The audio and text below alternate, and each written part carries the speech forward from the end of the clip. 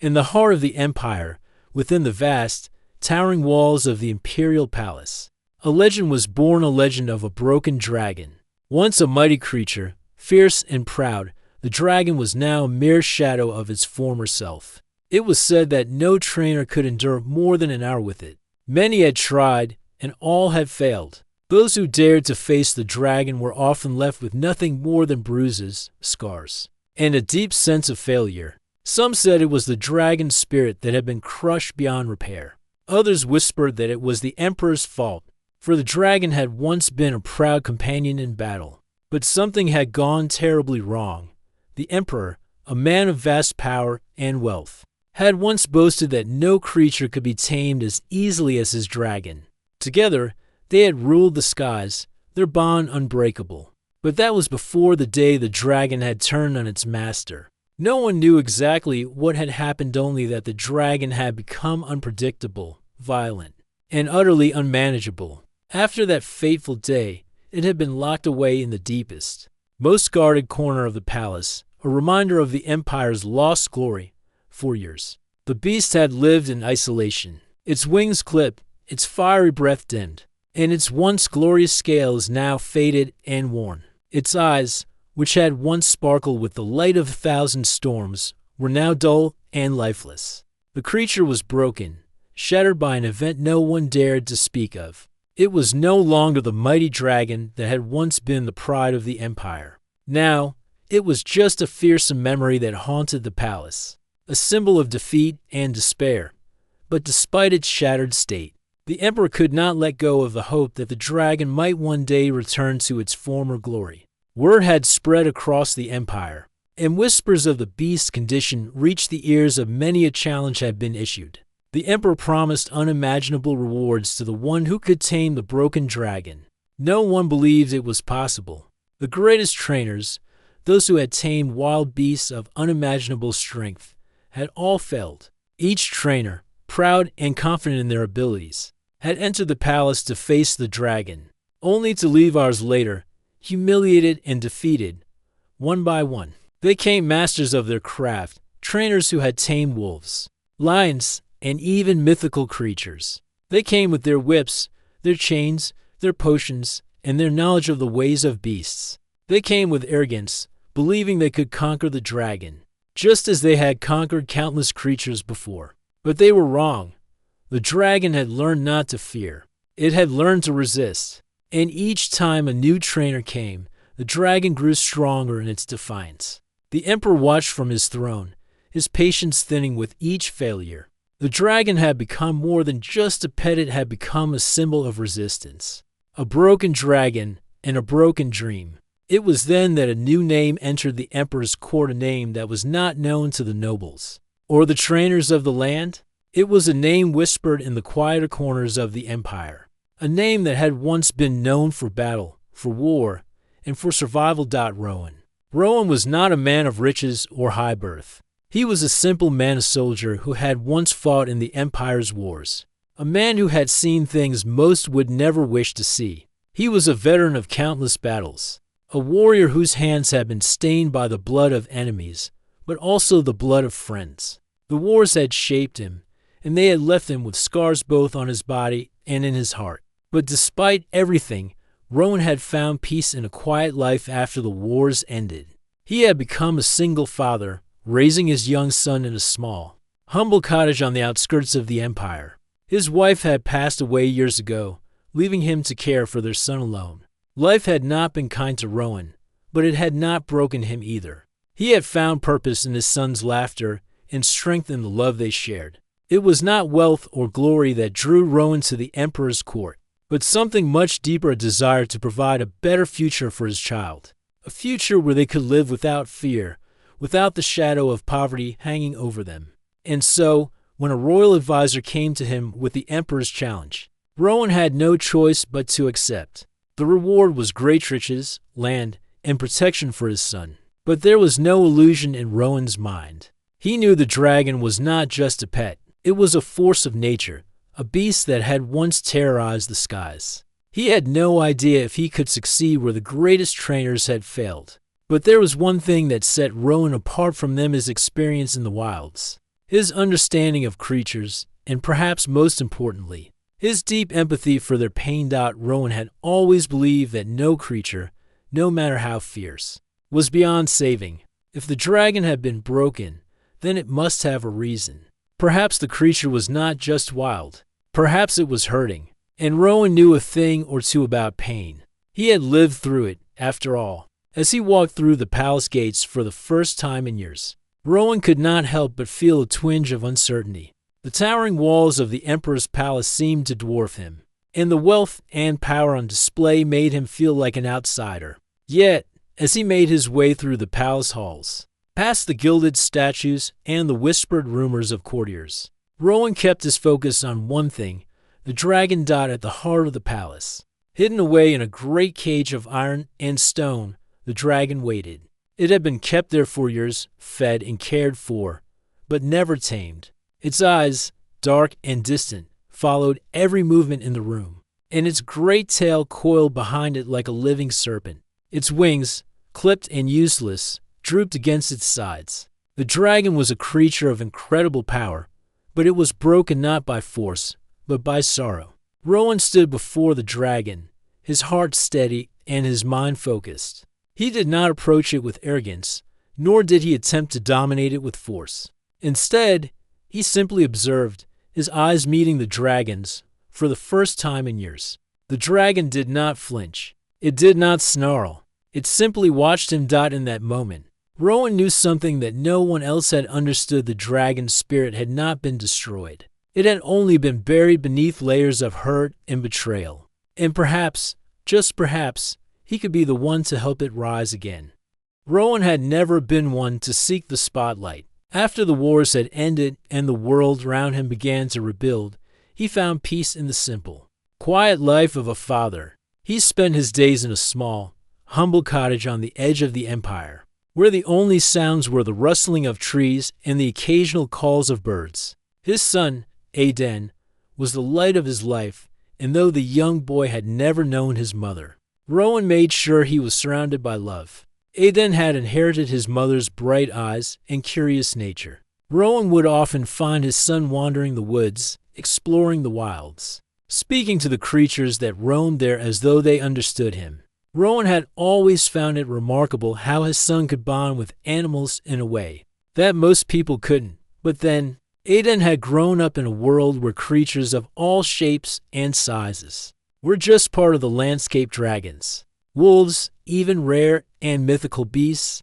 The days were peaceful, though never without their challenges. Rowan was a single father, a soldier with a past filled with battles and bloodshed, and the scars of those years haunted him. But he had put the sword behind him long ago. His life now was about raising Aden to be kind, strong, and just. He had no intention of returning to the life of war. But then came the letter. It arrived on a morning when the sun was just beginning to rise, painting the sky with soft orange hues. Rowan was mending the roof of his cottage when the royal messenger arrived. The man, dressed in the finest silks, held the letter out with trembling hands, his eyes scanning the quiet forest around them as if waiting for something dangerous to appear. Rowan wiped his hands on his trousers and took the letter. The wax seal on the envelope was unmistakable, the emperor's seal. For a moment, he hesitated. The past few years had been peaceful, and the thought of returning to the chaos of court life filled him with unease. But there was something about the way the messenger had looked at him that made Rowan realize this was not a simple summons. "Thank you," Rowan said simply, offering the man a coin from his pocket. The messenger nodded and quickly left, not daring to linger. With Aden sitting quietly on the porch, Rowan opened the letter. As his eyes scanned the words, his heart sank. The emperor was calling upon him to face the broken dragon. Rowan could hardly believe it. He had heard rumors of the dragon, the once proud creature that had been tamed by the emperor and then shattered by some unknown event. The dragon had become a legend in its own right, one that terrified even the most skilled trainers. No one had succeeded in taming it, and those who had tried were left broken, physically and emotionally. Rowan had no illusions about what this task would entail, but the reward was more than tempting. The emperor promised wealth, land, and protection for his son, everything he had always dreamed of for Aden. Rowan folded the letter and slipped it into his coat. He sat on the porch, staring out at the vast wilderness before him, lost in thought. Aiden came over, his small hands gripping the edge of his father's seat. "What's wrong, Papa?" the boy asked, his innocent eyes filled with concern. Rowan smiled down at him, brushing a lock of hair from his forehead. "Nothing, Aiden.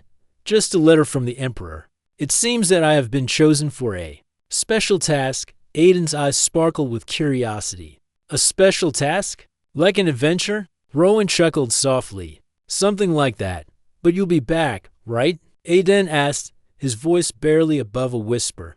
"I'll be back," Rowan promised. Though he wasn't sure if that was true, the journey to the Emperor's palace was long, and the roads were not kind. The wind was cold, the nights were dark, and Rowan had little company aside from his thoughts. He couldn't help but feel a sense of foreboding. It had been years since he had seen the Emperor, and he had no idea what awaited him. The palace, though grand and beautiful, was a place where politics and power thrived. It was a place where a man like Rowan, with his rough hands and weathered face, was little more than an outsider. Still, he pressed on. He had a son to care for, and this task might be the only chance he would ever have to provide a future for Aiden, a future free from the hardships he had known. When he finally arrived at the gates of the Emperor's palace, the grandeur of it nearly took his breath away. The towering stone walls rose high above him, and the gold-trimmed windows gleamed in the sunlight. There were guards stationed everywhere, their armor shining like mirrors. Rowan was led through the palace by an advisor, an old man who eyed him with some degree of suspicion. It didn't take long for Rowan to realize that the Emperor's court was a place filled with intrigue. Courtiers whispered behind their hands, and servants moved like shadows, attending to the endless needs of the palace. Finally, he was brought before the Emperor. The man sitting on the throne was older than Rowan had expected, his face lined with years of worry and power. The Emperor's eyes were sharp, and his voice held an air of authority that could not be ignored. "Rowan, I trust you understand the challenge ahead of you," the Emperor said, his gaze fixed on him.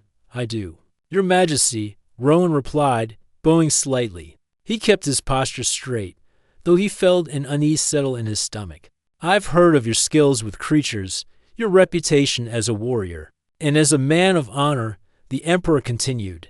"That's why I've chosen you. But know this: what you face is not just a beast. It is a broken spirit, a creature that has been shattered. Do you think you can succeed where others have failed?" Rowan hesitated, then looked the Emperor in the eye. "I don't know, Your Majesty, but I will try."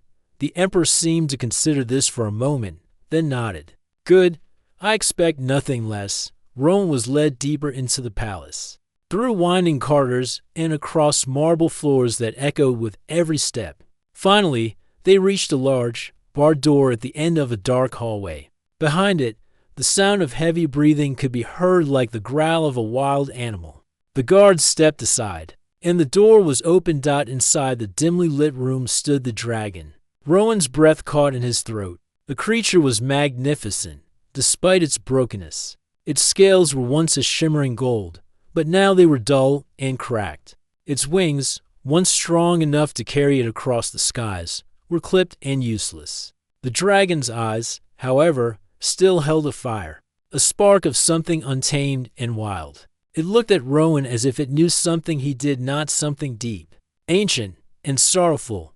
Rowan took a step forward, his heart pounding in his chest. This was it, the broken dragon, and this was his task. Rowan stood still, his feet planted firmly on the cold marble floor. Before him, in the dimly lit chamber, the dragon loomed. It was magnificent, even in its broken state. Its scales, once glistening gold, now had a dull, weathered sheen, like the remnants of a once precious treasure.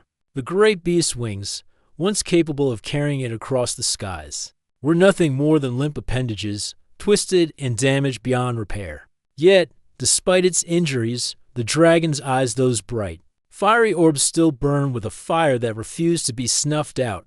Rowan didn't move. He simply watched the creature, trying to understand it. He could feel the weight of its pain, the sorrow that clung to every movement, every breath. It wasn't just a wild beast. It was a creature broken by something far deeper than physical injury. The dragon's spirit had been shattered, its trust destroyed. But Rowan wasn't like the other trainers who had failed before him.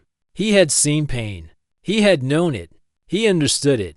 And he wasn't going to approach this creature with force or fear. No, Rowan would try something different. The dragon shifted, its massive body making the room tremble slightly. Its nostrils flared as it inhaled, the air thick with tension. Rowan could feel the dragon's gaze on him, sharp and intense. But he didn't flinch. He didn't turn away.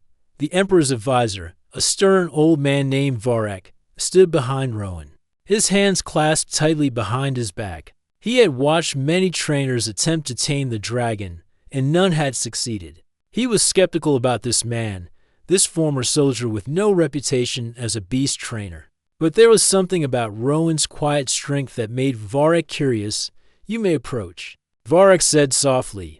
"But be careful. The dragon hasn't trusted anyone in years." Rowan nodded but didn't answer. He didn't need words. He took one slow step forward, his eyes never leaving the dragon's. As he moved closer, the dragon shifted its weight, its great head lowering slightly as if assessing the man before it. Rowan's heart raced, but his steps remained calm, deliberate. When he was within arm's reach, he stopped. He wasn't sure what he expected, but he didn't feel fear. Instead, he felt a deep sense of connection and understanding, almost as if the creature knew him as much as he knew it. Rowan slowly extended his hand, palm open, facing the dragon's muzzle. The creature flared its nostrils, taking in his scent. The air between them was thick with the dragon's uncertainty, its confusion. Rowan didn't move, didn't push. He simply waited. The dragon's eyes flickered, its great head tilting slightly as it studied him. There was a flicker of something there, a moment of hesitation. Rowan didn't break eye contact. He could see it now, the pain in the dragon's eyes, the fear that had built up over the years. It had been betrayed, hurt by those who had once cared for it. It had been forced into a cage, its wings clipped, its spirit shattered. But Rowan wasn't here to fix it. He wasn't here to dominate it. He was here to listen. The dragon took another deep breath, and this time, its nostrils flared wider. Rowan, without thinking, took a step closer. He lowered his hand, now gently reaching out to the dragon's snout. For a moment, the world stood still. The dragon inhaled sharply, then exhaled in a heavy, defeated sigh. Its body sagged slightly as if all the weight of its years of captivity had suddenly become too much. Rowan didn't back away. He kept his hand steady, just inches from the dragon's face. The air around them crackled with energy, but Rowan remained calm. A soft rumble came from the dragon's chest, a low growl that seemed to vibrate the very walls of the room. But it wasn't threatening. It was a sound of pain, a sound of deep, unspoken sorrow. Rowan could feel it in his bones. "I know you're angry," Rowan whispered, his voice barely more than a murmur. "I know you've been hurt." For a long moment, the dragon didn't move. Its great body remained still, but its eyes softened slightly. Rowan's heart ached as he saw the creature's pain laid bare. This wasn't a beast. This wasn't a monster. This was a soul, broken and in need of healing. Rowan's hand slowly, cautiously, brushed the dragon's snout. The dragon flinched, but it didn't pull away. Rowan continued, his touch gentle, as if the dragon were something fragile. "You don't have to fight anymore," he whispered, the words carrying more weight than he could have imagined. "I'm not here to hurt you." The dragon's eyes flickered again, a brief moment of recognition passing between them. For a second, just a second, the dragon seemed to relax, its tense muscles loosening ever so slightly. Rowan allowed himself a breath, a small victory in the quiet battle for the creature's trust. But then, as quickly as the moment came, it passed. The dragon's body tensed again, and it pulled back, retreating into the shadows of its cage. The deep growl returned, louder now, echoing off the stone walls. Rowan stepped back slowly, his hand falling to his side. It wasn't much, but it was a start. Varek, who had been watching with keen interest, stepped forward. "I've never seen the dragon allow anyone this close before," he said, his voice low with surprise. "But don't mistake this for success. It won't be so easy." Rowan turned to look at him, his expression calm but determined. "I don't expect it to be easy," the dragon growled again, but this time, there was a hint of uncertainty in the sound. Rowan could feel it. The creature was no longer just a mindless force of destruction. It was something more. It was a broken spirit, yes, but it was a spirit that still fought for survival. And Rowan would fight alongside it. "Take a moment to rest," Varric said. "We'll return tomorrow." Rowan didn't respond immediately. He stood there for a long moment, watching the dragon retreat into the shadows of its cage. He could feel the creature's eyes on him, even if he couldn't see them. The dragon had been hurt, and it would take time to earn its trust. But Rowan was willing to give that time. As he turned to leave the room, his heart heavy with the weight of the task ahead, he realized something important. The dragon was not just a broken pet to be tamed. It was a creature that had suffered, a creature that had lost everything, and now it needed something. Rowan was willing to give: patience, understanding, and compassion. Tomorrow would be another challenge, but Rowan was ready. The days that followed were long, and the work was slow. Rowan spent every moment he could inside the dragon's chamber, watching the creature and learning its behavior. He came to understand something that no one before him had. The dragon wasn't just wild, nor was it simply broken. It was deeply, profoundly wounded, its spirit as fragile as its body. But Rowan could see the spark of life still flickering in its eyes, a faint glow of defiance and sorrow, an ember that refused to die out. At first, the dragon resisted him, retreating to the darkest corners of its cage whenever Rowan came near. It would growl low, its powerful body tensing, ready to strike. But Rowan didn't retreat. He remained calm, steady, never raising his voice, never trying to force the dragon into submission. He knew that trying to dominate it would only break what little trust had started to grow. Instead, Rowan spent his time talking to the dragon. He didn't try to teach it tricks or force it to obey. He simply spoke. At first, the words were meaningless, just quiet, soothing sounds meant to fill the silence and ease the tension. He told the dragon stories about his life, about the wars he had fought and the wife he had lost. He spoke of his son, Aden, and the peaceful life they had made together. He talked about the things that mattered to him, things that were simple and real. And slowly, something began to change. The dragon stopped growling so much. It began to listen, its massive head tilting slightly when Rowan spoke. The great creature would still shrink away if Rowan tried to come too close, but it no longer reacted with immediate aggression. There was a flicker of curiosity in its eyes, something that hadn't been there before. Rowan didn't take this progress for granted. Every day he approached the dragon in the same way, slow, patient, and respectful. He never rushed, never tried to push the creature too far too fast. Instead, he spent time with it in quiet moments, just being there.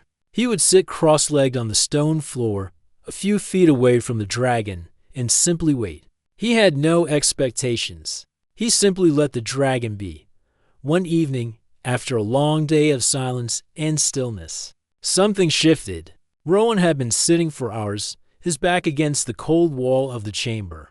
His eyes closed as he listened to the sound of the dragon's breathing. He could feel the creature's presence in the room, its every movement sending a small shiver through the air. Suddenly, there was a sound, soft, almost inaudible, but clear enough to make Rowan open his eyes. The dragon, which had been lying on the stone floor, slowly shifted its head toward him. Rowan didn't move, didn't make a sound. He kept his eyes on the creature, his heart beating faster, but his breathing steady.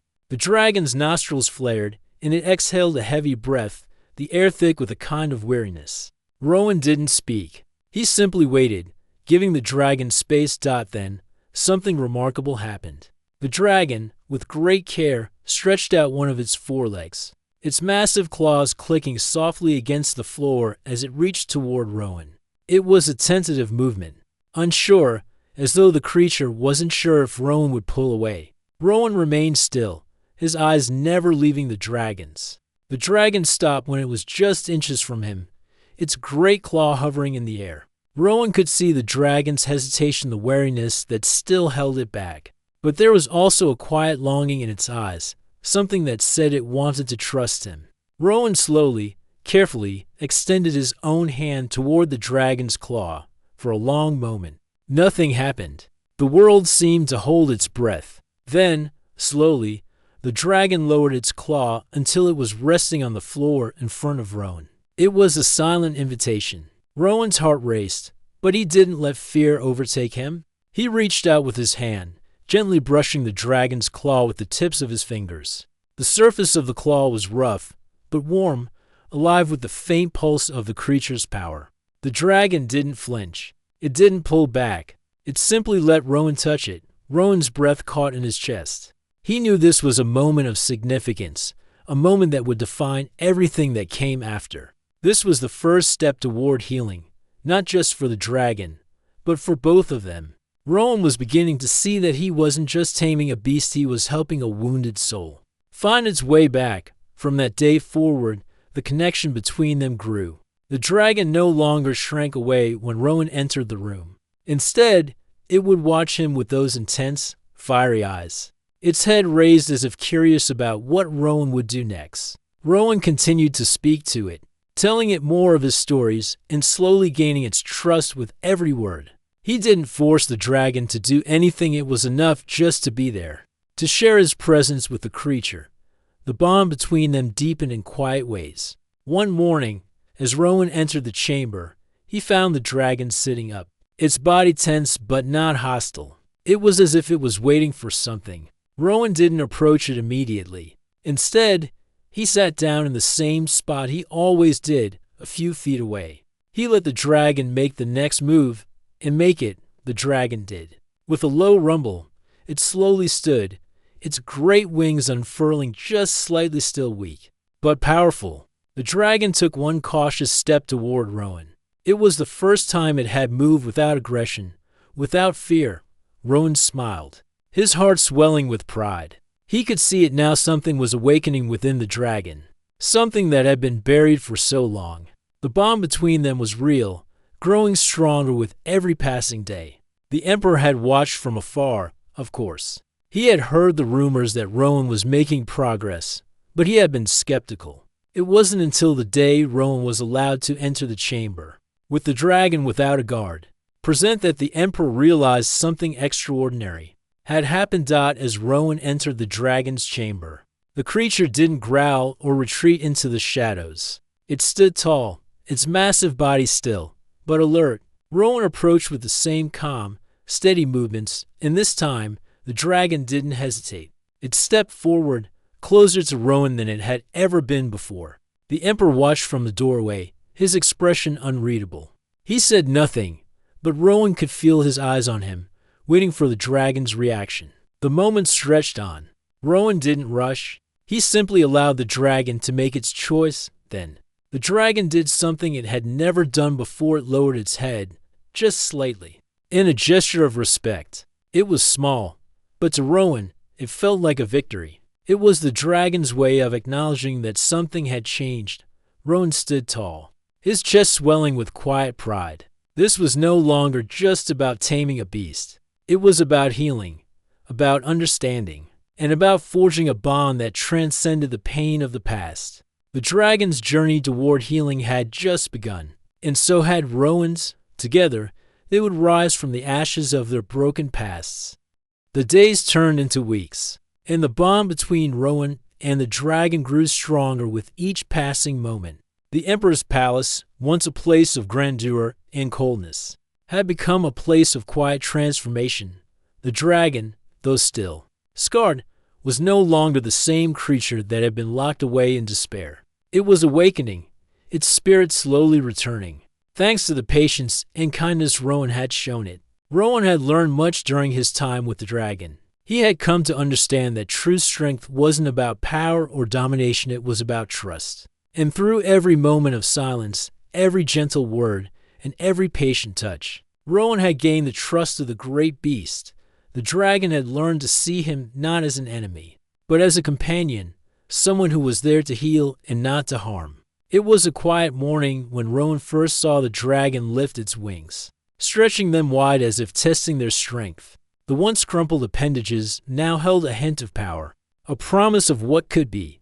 The creature's scales, once dull and lifeless, now gleamed faintly in the light, a testament to the healing that had begun. The dragon was no longer a prisoner of its past, it was a creature reborn.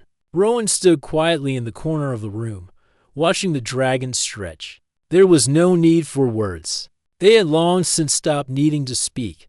The bond between them had grown deeper than language could express. Rowan had learned to read the dragon's movements, its gestures, its small sighs of relief. And the dragon, in turn, had learned to trust Rowan's presence, to feel safe in his company. But even with all the progress, there was still a lingering question in Rowan's mind. Was the dragon ready to leave the cage? Was it strong enough to fly again? The Emperor had said nothing in weeks, watching from a distance. His advisors whispered in the halls of the palace, murmuring about Rowan's progress.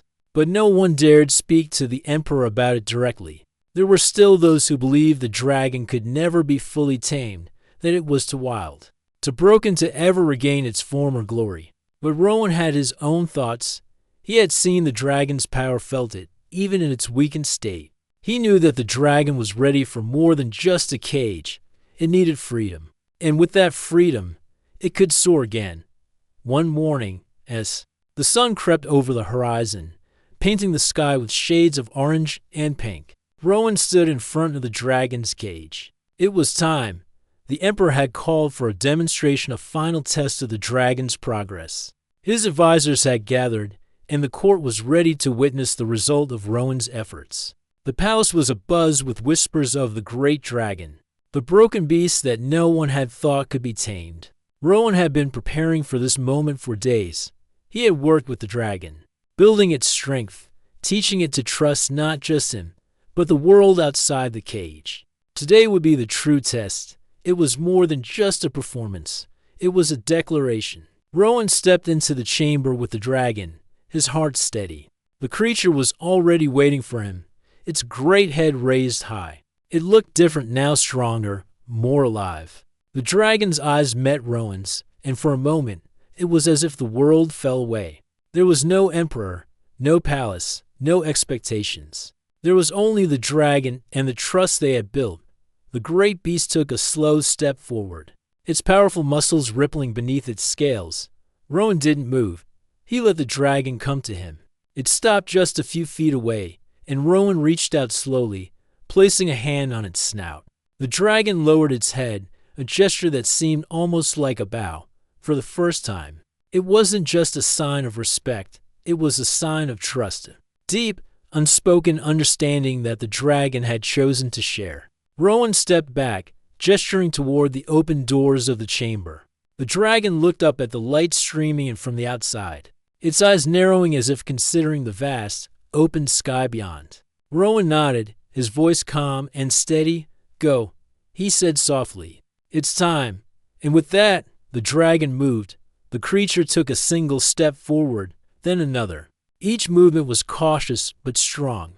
Rowan stood back, allowing the dragon to take the lead. The dragon's wings stretched wide, and for a moment, it seemed as if it was unsure of its own strength. But then, with a powerful leap, it spread its wings and soared toward the open doors. The dragon's wings beat the air, and the sound was like thunder in the silence of the palace. Rowan watched in awe as the creature flew higher and higher, its massive body soaring above the palace walls. The crowd that had gathered outside the chamber watched in stunned silence, their eyes wide with amazement. They had all witnessed the broken dragon, and now they were witnessing something far more incredible, a creature that had been healed, a creature that had found its wings again. Rowan felt a wave of pride wash over him. This wasn't just about taming a beast. This was about redemption, about healing, about the strength of compassion. The dragon had been broken, but now it was free. The Emperor stood at the balcony, his eyes fixed on the dragon. Rowan could see the surprise in the Emperor's face, but also something else: respect. The dragon, once a symbol of failure and loss, was now a symbol of triumph. Rowan had done the impossible. The dragon circled the palace once, its wings cutting through the air with ease. It was a magnificent sight, majestic, free, and full of life. Rowan's heart swelled as he watched the creature soar. This was the moment he had worked for. The moment when all the patience, all the effort, had paid off. And then, just as the dragon had reached the highest point of its flight, it began to descend slowly. It circled back toward Rowan, who stood waiting, his heart pounding in his chest. The dragon landed gracefully, its great claws making only the faintest sound on the stone floor. Rowan stepped forward, his hand reaching out once more to touch the dragon's snout. This time, the dragon didn't flinch. Instead, it lowered its head once more. Accepting Rowan's touch, the bond between them was unspoken but undeniable. Rowan had not only healed the dragon's body, he had healed its heart. The Emperor stepped forward, his expression still unreadable. But his voice was clear when he spoke. "You have done it," he said, his words heavy with meaning. "You have tamed the dragon." Rowan didn't respond immediately. He simply looked at the dragon, then back at the Emperor. "I didn't tame it," he said quietly. "I helped it find its way home." The Emperor's lips twitched, as if he were holding back a smile. But he said nothing more. Instead, he turned to his advisors, who had been watching the entire scene. In stunned silence, Rowan, however, had no interest in the Emperor's approval. He had already done what he had come to do. The wealth, the land, the rewards, they didn't matter. What mattered was the dragon, the creature that had once been broken, now soaring free. What mattered was the future he had secured for his son. With the dragon at his side, Rowan turned and walked toward the door. Aiden was waiting for him outside the palace, his eyes wide with wonder as he watched the dragon soar above them. Rowan smiled as he reached for his son's hand, knowing that this was the beginning of a new life, one filled with hope, healing, and the promise of a brighter future. The dragon had found its wings again, and so had Rowan.